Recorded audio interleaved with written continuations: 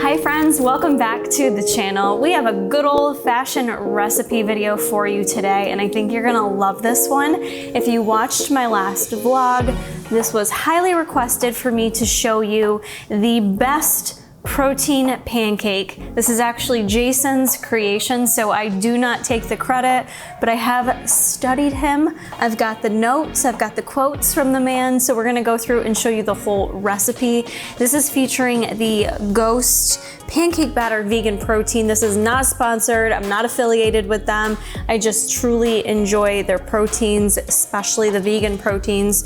To me, have been the best in terms of baking. So I do think if you're trying to recreate this recipe, it will make a difference. So this is kind of the essence here to the video. The beauty of this protein pancake is it's super quick and easy. Should not take you really more than 5 minutes to honestly prep and cook. We're gonna make this right on the stove top. So that is what I love about it, why it's been Jason's go-to and more recently mine as well, because it's just so quick and easy. Starting out with our dry ingredients, we are gonna use, as mentioned, the Ghost vegan protein. This is in the pancake batter flavor. We often just buy this right off Ghost website. That's usually the only place I can find it.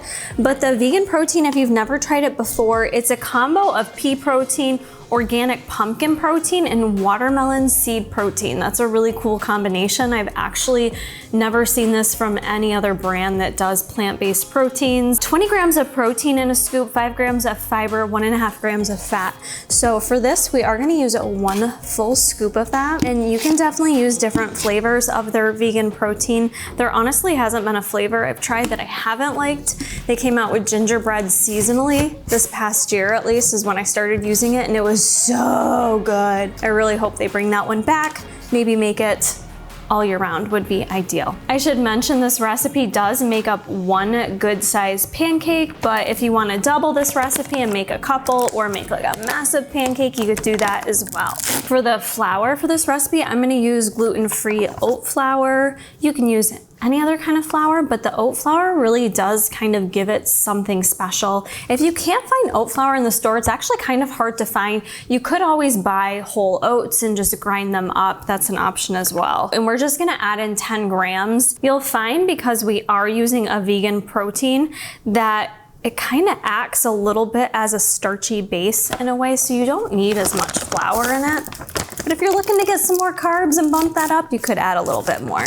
But 10 grams seems to do the trick. We're gonna make this nice and spicy, almost give it like a gingerbread flavor. So this is optional if you don't like that, but trust me, it makes it so good. We're gonna use some organic Saigon cinnamon, and I use a pretty good amount of this. I'm gonna measure out at least a half a teaspoon to a teaspoon. Yeah, full teaspoon of the organic Saigon cinnamon. If you haven't had Saigon cinnamon, it is different than regular cinnamon. It's just, is it sweeter, spicier? I don't know how to describe it. It's just better. Trust me on that one. Give this a little floof and poof. We're gonna add some baking soda in here.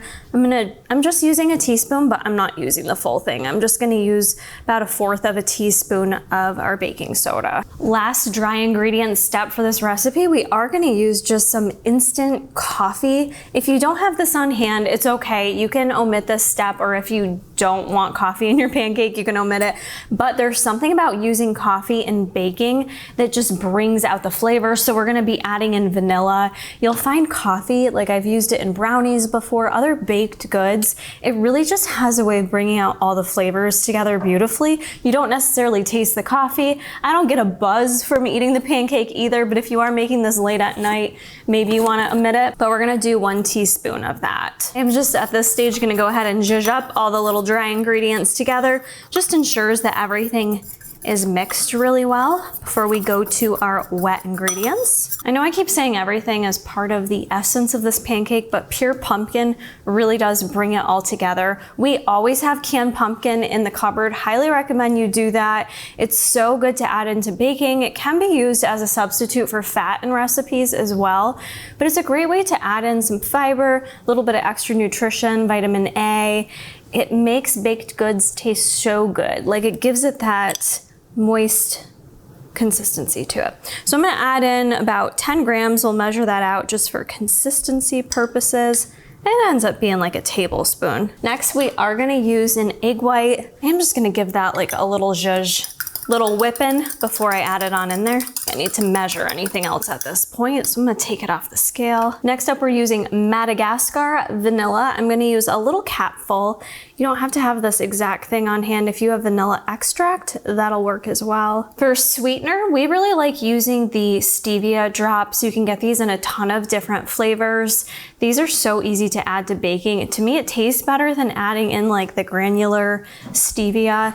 So this is the English Toffee. It's by the brand Now. You can get these off Amazon. And I'm just gonna add a couple drops in there. You can always add more if you like it a bit sweeter. I tend to like my pancakes like not as sweet. All right, and then we're just gonna add some milk, just enough to really make it that pancake batter consistency. I'm using the organic almond milk, vanilla, it's unsweetened. I'm just gonna start with a little bit, probably about a tablespoon or so. And then I'm gonna start mixing it up and see what we're working with to see if I need to add more to it or not. I end up using about 4 tablespoons of milk.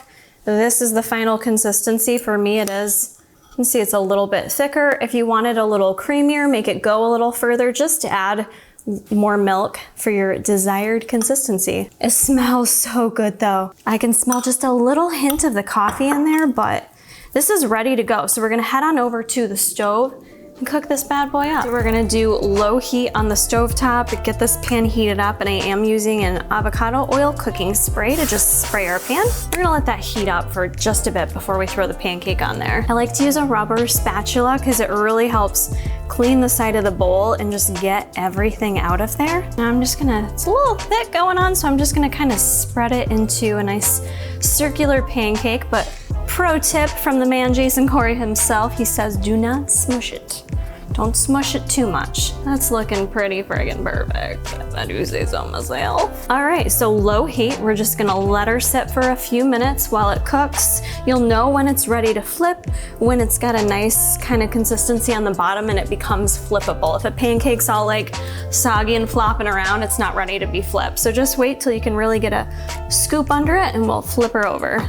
Nice hot pancake off the stove. You'll notice it kind of takes on like a darker brown color. I think between the protein and then the amount of cinnamon we put in there, it literally smells like gingerbread. It's so good.